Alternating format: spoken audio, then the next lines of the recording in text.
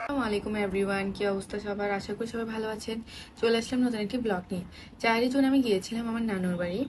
নানুতে গিয়ে দেখলাম আমার কাজিনরা সবাই বাইরে আড্ডা দিচ্ছে, সো আমি ওদের সাথে জয়েন হলাম, কিছুক্ষণ আড্ডা দিলাম, দেন চলে গেলাম তো ভাবির কাছে গিয়ে দেখে ভাবি পার্সেল রেডি করতেছে। অ্যান্ড সেদিন ভাবির মেহেদির অর্ডার ছিল। ভাবি কিন্তু একটি মেহেদি রিলেটেড পেজ রয়েছে যার নাম হচ্ছে মেহেদি আর্টিস্ট্রি বাই তমা। দেন মেজু মামি আমাদের সবাইকে নাস্তা দিল, আমরা সবাই নাস্তা করে আমার মামা মামিদের সাথে দেখা করতে গেলাম। ছোট মামার বাসায় গিয়ে দেখি আমাইরার সাথে কিছুক্ষণ গল্প করলাম, দেন ওর দাদু বাড়ি চলে যায়। তো আমাভাবে তুলিয়াপুকে মেহেদি লাগাই দিল। আর এইদিকে আমরা সবাই ইমন ভাইয়ার হলুদে ডান্সের ভিডিওগুলো দেখতেছি। আর রাত 12টার থেকে ভাবি আমাদের জন্য বিরিয়ানি রান্না করে আমরা সবাই বিরিয়ানি খেয়ে আবারও বাইরে বের হয়ে আড্ডা দেওয়ার জন্য কিছুক্ষণ আড্ডা দিলাম, চা খেলাম অ্যান্ড কিছু ফটোশুট তোলার পর আবার মেজো মামার বাসায় চলে আসি।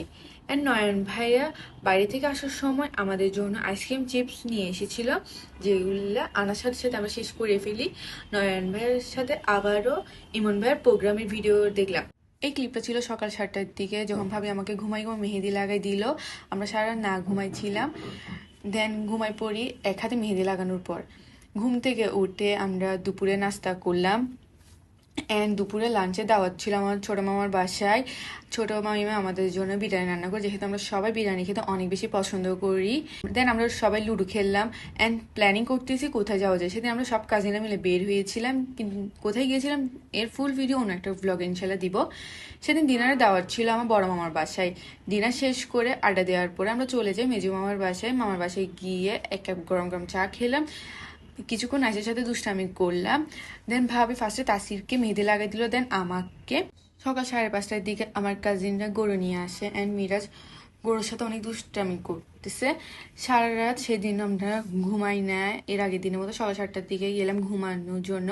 দুপুরে ঘুম থেকে উঠে সেদিন মামার বাসায় গিয়ে লাঞ্চটা করলাম, কারণ মামার বাসায় দাওয়াত ছিল লাঞ্চের।